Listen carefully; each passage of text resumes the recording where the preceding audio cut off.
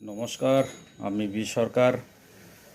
আমরা প্রত্যেকেই জানি বাংলাদেশের প্রাক্তন প্রধানমন্ত্রী শেখ হাসিনা আজ যুক্তরাষ্ট্রে পৌঁছে গেছেন। যুক্তরাষ্ট্র থেকে বাংলাদেশের আন্দোলনকারীদের উদ্দেশ্যে আজ কি বলেছেন আমরা সেই কথাগুলি শুনব। তার আগে তিনি বলেছেন যে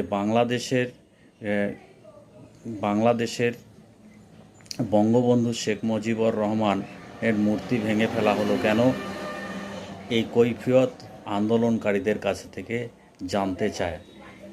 তার সঙ্গে যে অন্যায় করা হয়েছে সেটা তিনি মেনে নিয়েছেন যে আমার সঙ্গে অন্যায় করা হয়েছে, কিন্তু বঙ্গবন্ধু শেখ মুজিবুর তো কোনো অন্যায় করেনি, তিনি ছিলেন জাতির জনক। আজ আমরা সেই কথাগুলি তার মুখ থেকে শুনব। তিনি কি আক্ষেপ প্রকাশ করেছেন যুক্তরাষ্ট্র থেকে। ঢুকে জাতির পিতার ছবি নিয়ে অপমান করেছে, এত সাহস কোথা থেকে পায় আমি জিজ্ঞাসা করি।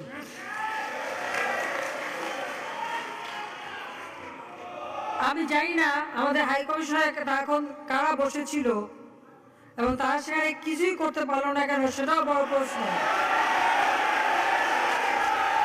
আর আমি আমার প্রবাসী যারা বাঙালি, না আমার প্রবাসী বাঙালিদের আমি বলবো যে যারা এই ঘটনাগুলি ঘটিয়েছে তারা চলাফেরা করে না, তাদের দেখেন না। যে হাত দিয়ে জাতির পিতার ওই ছবি নিয়ে তারা ভেঙেছে, তাদের যা উপযুক্ত করা উচিত সেটা করতে হবে।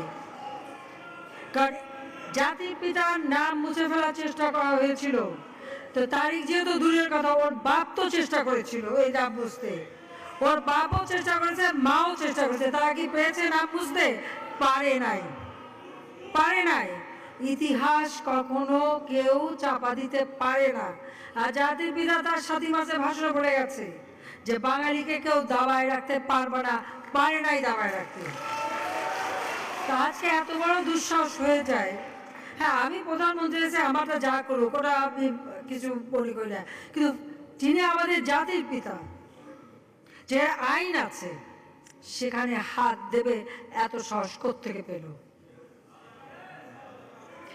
তারিখ যে ভুলে যাচ্ছে,